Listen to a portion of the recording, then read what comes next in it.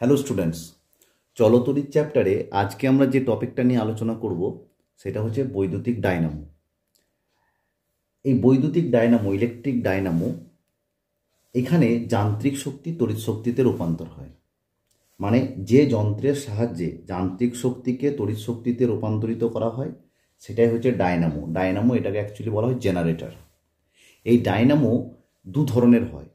একটা হচ্ছে AC Dynamo, alternating current Dynamo, মানে এমন একটা জেনারেটর যেখানে এসি অল্টারনেটিং কারেন্ট দেয়, পরিবর্তী প্রবাহ দেয়। আর এমন একটা জেনারেটর যেটা ডাইরেক্ট কারেন্ট দেয়, ঠিক আছে, মানে সমপ্রবাহ দেয়, ঠিক আছে। তো এসি ডায়নামো আর ডিসি ডায়নামো, এই যে দুটো ডায়নামো বললাম, এই জেনারেটর যান্ত্রিক শক্তি তড়িৎ শক্তিতে রূপান্তর করে। এইখানে আমি একটা জিনিস বলে দিই, এর আগে আমরা বৈদ্যুতিক মোটর পড়েছি। বৈদ্যুতিক মোটরে কি হয়, ওখানে উল্টোটা, তড়িৎ শক্তি মানে আমরা কারেন্ট দিয়ে যান্ত্রিক শক্তি তারপরে ঘোরাচ্ছিলাম, ঠিক আছে। এক্ষেত্রে আমরা কিন্তু যান্ত্রিক শক্তি এটাকে ঘোরাবো, তার থেকে আমি কারেন্ট পাবো। জেনারেটর, যেটা আমরা সচরাচর দেখেছি জেনারেটর কীভাবে কারেন্ট দেয়, ঠিক আছে।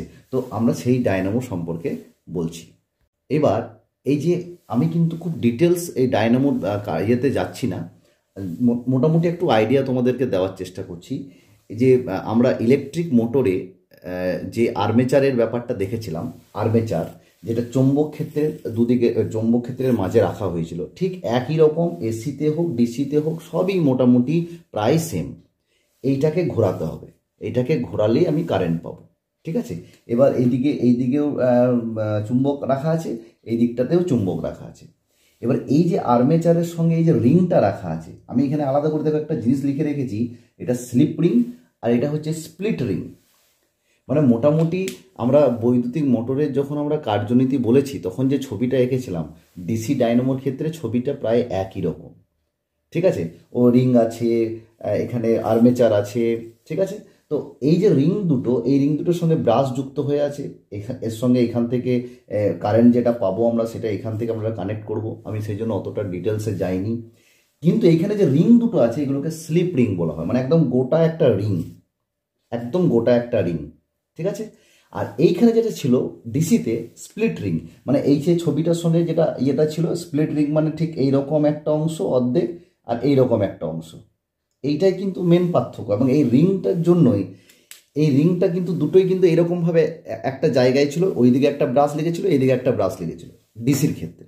কিন্তু এসির ক্ষেত্রে এই রিংটা এর সঙ্গে যুক্ত, আর এই যে আর্মেচারের এই যে ইয়েটা, এইটা কিন্তু এই রিংয়ের সঙ্গে যুক্ত, এবং এটা গোটা রিং। এই রিং দুটোর পার্থক্যের জন্যই কিন্তু এইটাতে এসি হয় এবং এইটাতে ডিসি হয়। তাহলে এইটা একদম পূর্ণ একটা গোলাকার রিং, যেটাকে স্লিপ রিং বলা হয়। আর এখানে স্প্লিট রিং, মানে রিংটা কিন্তু ভেঙে আছে ঠিক এই রকম করে, তার জন্যই কিন্তু এটা ডিসি বলা হচ্ছে, ঠিক আছে। তো মেন দুটো পার্থক্য মোটামুটি এইটা জেনে রেখো। আর তাছাড়া মোটামুটি ডিসির যা ছবি এঁকেছিলাম একই রকম ছবি, বাকি ছবি সব সেম, ঠিক আছে। এক্ষেত্রে এসি হওয়ার জন্য দায়ী হচ্ছে এই, মানে অ্যাকচুয়ালি পার্থক্যটা হচ্ছে স্লিপ রিং, আর এখানে পার্থক্যটা হচ্ছে স্প্লিট রিং। এটিও খেয়াল রাখো, তাহলে এসি ডিসি ডায়নামো সম্পর্কে মোটামুটি একটু আইডিয়া পাওয়া যাবে। ওকে, এবার তাপবিদ্যুৎ আর জলবিদ্যুৎ। আমরা তাপবিদ্যুৎ এবং জলবিদ্যুৎ কথাটার সঙ্গে কিন্তু পরিচিত, ঠিক আছে। এই যে আমাদের দেশের কিন্তু ম্যাক্সিমাম কারেন্ট যেটা, সেটাই তাপবিদ্যুৎ কেন্দ্র থেকে আসে। জলবিদ্যুৎ কেন্দ্রতে আমরা জলকে ব্যবহার করি, সেখান থেকে কারেন্ট আমরা পাই।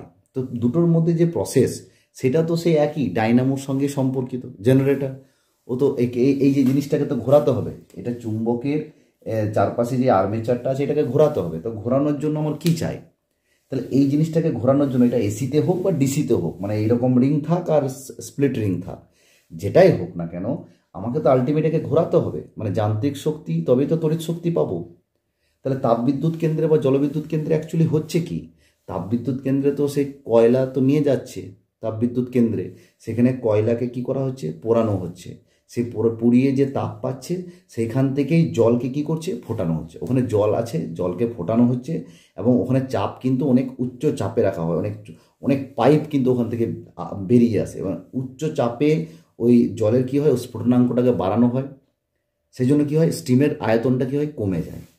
ওই উচ্চ চাপ আর টেম্পারেচার দিয়ে ওই স্টিমটা কী করে, একটা টারবাইন, এদের সঙ্গে একটা টারবাইন লাগানো আছে, সে টারবাইনের ওপর কিন্তু জোরে, মানে টারবাইনের মানে যে পাখাগুলো থাকে সেই পাখাগুলোর ওপর পড়ে টারবাইনের যেগুলো শ্যাফট বলা হয়, সেই শ্যাফটগুলোকে, টারবাইনের শ্যাফটগুলোকে কী হয়, ঘোরায়। ওই মানে অ্যাকচুয়ালি ওই চাকার ওপর ওই স্টিমটা পড়ে ওই এটাকে ঘোরায়, ওইটাকে ঘোরালে এইটাও পুরোটাই ঘুরবে। তাহলে ব্যাপারটা কি হলো, জলকে ফোটালো, বাষ্পটাকে পাইপের মধ্য দিয়ে নিয়ে গেল জোরে, গিয়ে টারবাইনের চাকাতে মারলো ধাক্কা, সে ঘোরালো। এই যখনই ঘুরবে তখন এটাও ঘুরবে, এটা ঘুরলে চুম্বক আছে দুদিকে, তাহলে এখান থেকে আমি তড়িৎ শক্তি পাবো। দ্যাট ইজ ডাইনামোর একটা কাজ, জেনারেটরের কাজ, তাই তো? তাহলে এইভাবে মানে ডাইনামোর আর্মেচারকে ঘোরানো হয়, বিদ্যুৎ তৈরি হয়। আবার এই যখন ওটা যখন মানে তাপে যখন প্রসারিত হয় বা ঠান্ডা হওয়ার সময় যখন স্টিমের যে শক্তিটা, স্টিমের যে মানে ঠান্ডা হওয়ার সময় যে এনার্জিটা যেটা রিলিজ করছে, সেই এনার্জি রিলিজেও কিন্তু শ্যাফটকে কিন্তু ঘোরানো যায়, মানে ওই টারবাইনের যে শ্যাফটগুলো সেগুলোতেও ঘোরানো যায়, সেটাও কাজে লাগানো হয়। তাহলে তাপবিদ্যুৎ কেন্দ্রের সিম্পল কনসেপ্ট কিন্তু এই ডায়নামোর যে কনসেপ্ট সেটাতেই, এই টারবাইনের ব্লেডকেই ঘোরানো কাজ। তাহলে জলবিদ্যুৎ ক্ষেত্রে সে একই রকম হবে। জলবিদ্যুতে আমাকে কি করতে হবে, উঁচুতে জলকে ধরে রাখতে হবে, সেখান থেকে জলটা নিচে নেমে আসবে, মানে ওই যে যান্ত্রিক শক্তি, জলের যান্ত্রিক শক্তি, সেটাকে কাজে লাগিয়েই তো আমরা বিদ্যুৎ তৈরি করছি। এটাই তো জলবিদ্যুৎ, হাইড্রো ইলেকট্রিক, তাই না? হাইড্রো ইলেকট্রিসিটি বা হাইড্রো ইলেকট্রিক পাওয়ার। তাহলে যখন ওই পাহাড়ি মানে যে নদীর উপর, তাদের উপর জল মানে বাঁধ দিয়ে জলটাকে আটকে দিয়ে একটা ড্যাম তৈরি করে, ঠিক আছে, বিভিন্ন রকম ড্যাম্পের হয়তো তোমরা দেখেছো ছবিতে, তো ড্যাম তৈরি করে জলকে অনেক উঁচুতে রাখা হয়, উঁচুতে রেখে সেইখান থেকে জলটা ছাড়লে, ঠিক আছে, মানে ওইটা নিচেতে যখন জোরে নেমে আসে, তখন জোরে নেমে এসে একদম ওই যদি পাইপের মধ্যে দিয়ে ব্যাপারটাকে আনা হয়, তাহলে ওই পাইপের মধ্যে দিয়ে জলটা যখন জোরে আসবে, এসে টারবাইনের চাকাগুলোকে ঘোরাবে। তো টারবাইনের চাকাগুলো যখন ঘুরবে, ওই ব্লেডগুলো, পাখাগুলো, তো তার সঙ্গে যে ডাইনামোটা থাকবে তার আর্মেচারটাও ঘুরবে। তাহলে ব্যাপারটা সেই আমাকে আলটিমেট আমার এই জিনিসটাকে ঘোরাতে হবে, তার জন্য যা উপায় আমরা পাই, ঠিক আছে। এই যে তাপবিদ্যুৎ হোক, জলবিদ্যুৎ হোক, আমরা যদি পারমাণবিক বিদ্যুতের কথাও বলি, তাহলে সেক্ষেত্রে তো তাই, সেই এনার্জি আমরা কয়লা পুড়িয়ে তাপ দিয়ে সেই তাতে জলটাকে বাষ্প করছি। আবার পারমাণবিক বিদ্যুতের ক্ষেত্রে আমরা পারমাণবিক যে বিভিন্ন তেজস্ক্রিয় মৌলগুলো আছে সেখান থেকে যে শক্তি পাচ্ছি, সেই শক্তিটা দিয়ে জলকে ফুটিয়ে বাষ্প করে সেখান থেকে আমরা টারবাইনের শ্যাফটগুলোকে ঘোরাচ্ছি, ব্লেডগুলোকে ঘোরাচ্ছি। তাহলে ব্যাপারটা সেই ডাইনামোর জেনারেটরের যে ব্যাপার সেইটাই আমার এখানে লাগছে। তাহলে তাপবিদ্যুৎ আর জলবিদ্যুতের ক্ষেত্রে যে সিম্পল যে নীতিটা, সেইটুকু শুধু একটু পড়ে রাখলেই কিন্তু তোমাদের ক্ষেত্রে খুব ভালো হবে। ওকে, এখন বাড়ির বৈদ্যুতিক যে বর্তনী, সে সার্কিটগুলো আছে, সেখানে আমরা যে কী কী জিনিস ব্যবহার করি সেই জিনিস সম্পর্কে একটা ধারণা। দেখো, সুইচ, বাড়িতে তো আমাদের সুইচ বোর্ডের মধ্যে অনেক সুইচ আছে, বিভিন্ন ডিজাইনের সুইচ আছে। তো এই সুইচটা হচ্ছে কি একটা হচ্ছে মানে একটা অ্যাকচুয়ালি তো একটা যান্ত্রিক কৌশল, মানে এইটা বর্তনীতে কি করে খুব সহজেই মানে কারেন্ট ওর মধ্যে যেতে পারে, আবার ওর থেকে কারেন্ট আমি অফও করতে পারি, মানে অন আর অফ করা যায়, তাই তো? এটা একটা যন্ত্র, এটা একটা চাবি, এটা সবসময় লাইভ তারের সঙ্গে যুক্ত, খেয়াল রাখবে এগুলো, ঠিক আছে। বিভিন্ন টাইপের সুইচ হতে পারে এবং সুইচ বিভিন্ন মানে হতে পারে, যে ছোট বড়, যেমন বিভিন্ন ক্ষেত্রে হিটার, ফ্রিজ আলাদা আলাদা কিন্তু সুইচের কিন্তু সাইজ, মানে 10 অ্যাম্পিয়ারের সুইচ, 15 অ্যাম্পিয়ারের সুইচ, ঠিক আছে, তো 16 অ্যাম্পিয়ারের সুইচ। ফ্রিজের ক্ষেত্রে একরকম সুইচ হবে, সাবমার্সিবল চালানোর জন্য সেই বোর্ডে একরকম সুইচ হবে, ঠিক আছে, কারণ আলাদা আলাদা তার ক্ষমতা, তার অনুযায়ী। এবার মেন সুইচ বলে একটা কথা আছে। মেন সুইচ কি করে, মেন সুইচের ক্ষেত্রে যখন ওই মানে ইলেকট্রিসিটি বোর্ড তারা কি করে, যখন কানেকশন দেয়, তখন বাড়িতে যখন মানে লাইনটাকে ঠিক রাখার জন্য, মানে যদি কোনো রকম প্রবলেম হয় তাহলে আলাদা করার জন্য, কি করার জন্য, মিটার বোর্ডের কাছে কি হয়, একটা বোর্ড লাগিয়ে দেয়, তাই না? মিটার বোর্ডের কাছে একটা সুইচ ব্যবহার করে, সেটা হচ্ছে অ্যাকচুয়ালি মেন সুইচ। ওকে, আর এই যে 3 পিন প্লাগ লিখেছি, মানে সকেট প্লাগ, এগুলো কীরকম, মানে আমি তোমাদেরকে একটা দেখাচ্ছি। এই যে যদি এইরকম, এই যে জিনিসটা, এই জিনিসটা যদি এরকম থাকে, হ্যাঁ, ঠিক আছে, এই জিনিসটা যদি এইরকম থাকে, এই যে এগুলো, এটা হচ্ছে সকেট, ওকে, আর এইটা হচ্ছে এই যে 3 পিন, ওকে, এটা হচ্ছে 3 পিন। তো এই যে সকেট প্লাগ, এই যেগুলো আছে, এই সকেট আর প্লাগ, এই দুটো জিনিস, এই প্লাগের মধ্যে দেখো, এই যে একটা পিন কিন্তু মোটা, এই পিনটা কিন্তু ওপরের পিনটা কিন্তু মোটা, দুটো হচ্ছে সরু, ঠিক আছে, এটা 3 পিন প্লাগ। এই মোটা পিনটা কিন্তু অ্যাকচুয়ালি আর্থ পিন, মানে এটা আর্থের সঙ্গে যুক্ত, ঠিক আছে, এটা মনে রাখবে। 3 পিন প্লাগের মোটা পিনটা কার সঙ্গে যুক্ত থাকে, আর্থের সঙ্গে, মানে অ্যাকচুয়ালি ওই কানেকশনটার সঙ্গে একদম মানে মাটির নিচে কারেন্টের মানে সংযোগ, ঠিক আছে। এবার এই পিনটা মোটা হয় এবং বড় হয়, এগুলোর কারণ কি? এগুলো মোটা যদি হয় তাহলে যখনই মানে এই আর্থ পিনটা যখনই লাইভ বা নিউট্রালে যখনই আমরা এই সকেটের মধ্যে এখানে প্রবেশ করাবো, তো যদি মানে এইটা সবসময়, এটা তো লাইভ আর নিউট্রাল একটা আছে, তার সঙ্গে যাতে আর্থ পিনটা ওপরে ওপরে এইখানে প্রবেশ করানোর জন্য, তাহলে কি হয় যে এই মোটা পিনটা মোটা হওয়ার ফলে কি হয়, কোনোভাবেই আর্থ পিনটা কিন্তু লাইভ আর নিউট্রাল তারের ছিদ্রে কিন্তু এর মধ্যে ঢুকবে না। এটা এর জন্য কিন্তু আলাদা, এর সাইজটাও এটা আলাদা। ওকে। আর এই আর্থ পিনটা একটা বড় হওয়ার কারণ হচ্ছে কি, মানে এইটার তুলনায় এটা বড় হওয়া মানে কি, যখনই আমি এটা সকেটের মধ্যে ঢোকাবো তখন কিন্তু এইটাই আগে টাচ করবে, মানে আর্থের সঙ্গে আগে টাচ হবে, তাই না?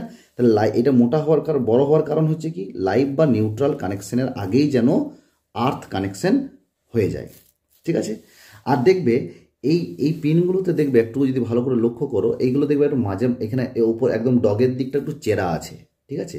এই চেরা কেন হয় না? এটা চেরা হওয়ার কারণ হচ্ছে এই যে দুটো ভাগকে যদি এই দুটো ভাগের মধ্যে মানে সামনে দিয়ে ও যদি একটু ফাঁক করে দেওয়া হয়, তাহলে কী হবে, জিনিসটা একটু ব্যবধানটা বেড়ে গেল। তো বেড়ে গেলে কি হবে, এই সকেটের মধ্যে যখন ঢুকবে না, সেটা ভালো করে চেপে একদম বসে থাকবে, ভালো করে চেপে বসে থাকবে এটা। ঠিক আছে। নাহলে কানেকশানটা কী হবে, আলগা হয়ে যাবে, তখন আমরা বারবার এরকম করে প্লাগটাকে বারবার নড়াতে থাকি। বোঝা গেল? তাহলে এই হচ্ছে পুরো আমাদের মোটামুটি বাড়িতে এই কয়েকটা জিনিস। এর সঙ্গে এরপরে আমরা আরও কিছু জিনিস ব্যবহার করি, যেমন লাইভ তার, নিউট্রাল তার, আর্থ তার। ঠিক আছে। এই লাইভ তার, নিউট্রাল তার মানে অ্যাকচুয়ালি রাস্তায় যখন মূল অ্যাকচুয়াল লাইন যেটা আছে সেটা তো দুটো, একটা লাইভ তার, একটা নিউট্রাল তার। ঠিক আছে। এবং এই আন্তর্জাতিক কিছু নিয়ম আছে, ইন্টারন্যাশনাল নিয়ম আছে, যে কোন তারে মানে আন্তর্জাতিক নিয়ম অনুযায়ী, আমরা নিয়ম মানছি বা মানছি না সেটা পরের কথা, কিন্তু আন্তর্জাতিক নিয়ম হচ্ছে কোন তারের রং কী হবে, মানে রং দেখে চেনা যাবে যে কোনটা লাইভ তার। লাইভ তারের রং বাদামি, নিউট্রাল তারের রং হালকা নীল, নিউট্রাল নীল মনে রাখবে, সুবিধা হবে, নীল। আর আর্থ তার, আর্থ পৃথিবীকে তো আমরা সবুজ রাখতেই চাই সবসময়, সেটা আর্থ তারের রং সবুজ অথবা হলুদ, এইটা হতে পারে।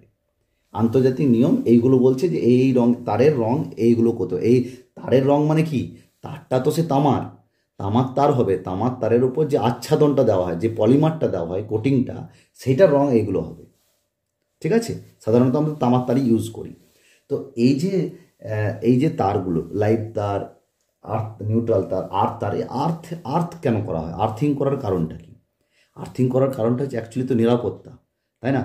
কারণ এই যখন নিরাপত্তার জন্য যে মানে বিদ্যুৎ, যে তারগুলো, বিদ্যুতের বিভিন্ন যন্ত্রপাতি যেমন হিটার বলো, মোটর বলো, মানে বিভিন্ন রকম যে সাবমার্সেবল পাম্প, হ্যাঁ, এই যে বিভিন্ন যে ইলেকট্রিক সরঞ্জাম আছে, এইগুলো মাটির যে বৈদ্যুতিক সংযোগ স্থাপন করা, এদের সঙ্গে যে মানে পৃথিবী মানে মাটির সঙ্গে এদের যে কারেন্টের সংযোগ করা, এটাই তো আর্থ। ঠিক আছে। এই আর্থ তারের কিন্তু রোধ কম হয়, এই আর্থ তারের রোধ কম হয়, কারণ এর মধ্য দিয়ে এই তারের যখন নির্দিষ্ট সীমার থেকে যদি বেশি কারেন্ট হয় তখন কী হয়ে যাবে, বেশি কারেন্ট চলে গেলেই তখন যে সার্কিটে যে ফিউজ আছে সেই ফিউজ তারটি কী হবে, কেটে যাবে। ঠিক আছে। আর আর্থ করার দরকার হয় কেন? এই আর্থ করার দরকার হয় কারণ আমাদের যে যন্ত্রপাতিগুলো কথা বললাম, বিভিন্ন রকম বাড়িতে যে যন্ত্রপাতিগুলো আছে, সেই যন্ত্রপাতি মানে বাই চান্স কখনো যদি লাইভ তারের সঙ্গে মানে যদি যন্ত্রপাতিগুলো মানে বাই চান্স লাইভ তারের সঙ্গে যদি ডাইরেক্ট মানে মানে ফাঁকা একটা তার কোনো একটা কিছুর সঙ্গে কানেক্ট হয়ে গেল, তো সেই ক্ষেত্রে কী হয়, জিনিসগুলো বিপজ্জনক হতে পারে, তাই না? মানে যদি কোনো ফাঁকা জায়গায় বিদ্যুৎ লাইভ তারের সঙ্গে যদি কানেক্ট হয়ে যায় কোনো কারণে, ঠিক আছে, তাহলে সেক্ষেত্রে কী হতে পারে, তখন বেশি কারেন্ট চলে যাবে তার মধ্যে, তখন জিনিসটা খারাপ হতে পারে। তো এই জন্য কি হয়, এই তড়িৎ শক্তিটা মানে এই যে কারেন্টটা যাতে সরাসরি একদম মানে পৃথিবীর মাটির সঙ্গে যেন টাচে একদম চলে যায়, মানে সেটা জিরো যার পোটেনশিয়াল জিরো, শূন্য বিভব, তার মধ্য দিয়ে চলে যায়, সেই জন্য এই আর্থ করা দরকার হয়। মানে আর্থিংটা বাড়িতে কিন্তু খুবই প্রয়োজন। ওকে। তাহলে তিনটে তারের রং কেমন হবে সেটা কিন্তু ভালো করে মনে রেখো। আর আর্থ করার কেন প্রয়োজন হয়, আর্থিং করার কেন প্রয়োজন হয়, সেটা কিন্তু একটু দেখে রেখো। ওকে।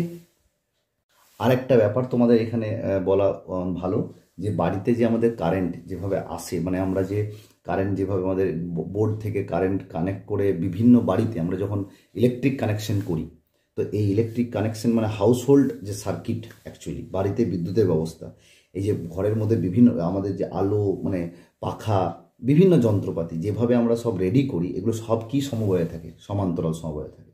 এতে এতে সুবিধা কি হয়, কারণ আমরা যখন সমবায়টা পড়িয়েছিলাম তখন বলেছিলাম যে সমান্তরাল সমবায়ে তখন রোধ কি হয়, মানে যা যা যেগুলোর ক্ষেত্রে যা যা রোধ তার তুলনায় কম হয়। ঠিক আছে, এই সমান্তরাল সমবায়ের সুবিধাটা কি, এর সুবিধাটা এটাই হচ্ছে, যদি আমি যদি আমার এই রুমটা যদি লাইট অফ করে দিই, তাহলে আমার অন্য রুমে যদি লাইট জ্বালানো থাকে সেটাও কিন্তু অফ হয়ে যাবে না, সেটা জ্বলবে কিন্তু, তাই না? তাহলে একটা বাড়িতে যদি সুইচ বন্ধ করি তাহলে অন্যগুলোও কিন্তু সব ঠিকঠাক থাকবে, এবং যদি যেটা চলছে সেটা চলবে। ঠিক আছে। আর এগুলো হচ্ছে কি, এগুলো সমান্তরাল সমবায়ে রাখলে কিন্তু যে অ্যাকচুয়াল যে ভোল্টেজটা সেই ভোল্টেজটা 220, আমাদের জেনারেলি 220 ভোল্ট তো বিভব পার্থক্য থাকে, সেটা সবগুলোই থাকবে। মানে আমার এই রুমের মধ্যেও যে আলোটা জ্বলছে সেই আলোটার ক্ষেত্রে আমরা যদি এখানে ভোল্টেজের ইয়েটা করি, মানে ভোল্ট মিটারের সাহায্যে, তাতেও আমার 220 ভোল্ট। আমার যদি ইয়েটা দেখি, আমার অন্য রুমে গিয়ে দেখি, সেখানেও 220 ভোল্ট। অর্থাৎ অ্যাকচুয়ালি তাহলে কি হলো, যে সবগুলো যে ইলেকট্রিক সরঞ্জাম আছে প্রত্যেকের ক্ষেত্রে একদম মূল যে ভোল্টেজটা, সেই মূল লাইনের যে ভোল্টেজ, সেই ভোল্টেজটাই পাই কিন্তু। ঠিক আছে, তাহলে বাড়িতে বিদ্যুতের ব্যবস্থা এই সমান্তরাল সমবায়ে করা হয়। আর বিভিন্ন রকম জিনিসপত্রের যে ব্যাপারগুলো সেগুলো আমরা বললাম। ঠিক আছে, তাহলে চলতড়িৎ যে চলতড়িৎ চ্যাপ্টারের মোটামুটি অংশটা শেষ করতে পারলাম। আশা করি তোমরা বইটা একটু দেখবে, ভিডিওটা অবশ্যই দেখো, তাহলে মোটামুটি একটু আইডিয়া করতে পারবে, মাধ্যমিকের জন্য ভালো রকম প্রস্তুত হয়ে যাও। খুব কাছেই আমি কিছু কিছু কোশ্চেন এরপরে আলোচনা করব, তখন তোমরা কিন্তু সেটা দেখো। ওকে, তাহলে চলতড়িৎ চ্যাপ্টারটা এখানেই শেষ করছি। Thank you.